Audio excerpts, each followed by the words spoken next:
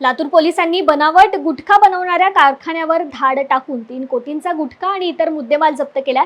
Police अधीक्षक सोमय मुंडे यांच्या मार्गदर्शनाखाली लातूर पोलीस दलाकडून अवैध धंद्याविरुद्ध कडक मोहीम राबवण्यात येते। या कारवाईचाच भाग म्हणून सहाय्यक पोलीस अधीक्षक चंद्रकांत रेड्डी यांच्या पथकाने लातूर अतिरिक्त MIDC मधील कोंबडे ॲग्रो एजन्सी या वेअरहाऊसवर छापा टाकला। या छाप्यामध्ये आढळलेला बनावट गुटखा तयार करण्यासाठी वापरण्यात येणारा कच्चा माल, सीलिंग करणाऱ्या मशीन, पॅकिंग साहित्य, तयार बनावट गुटखा आणि वाहने मिळून 3 कोटी 5 लाखांचा मुद्देमाल जप्त करण्यात आला। या प्रकरणी 7 आरोपींविरुद्ध MIDC पोलीस स्टेशन येथे गुन्हा दाखल करण्यात आला असून पुढील तपास चालू आहे। 28 मे 2024 रोजी 1400 वाजता MIDC येथील एका वेअरहाऊसमध्ये MIDC पोलीस स्टेशन अंतर्गत गुटख्याची धाड टाकण्यात आली होती, ज्यामध्ये 3 करोड 5 लाखाचा मुद्देमाल आपण हस्तगत केलेला आहे।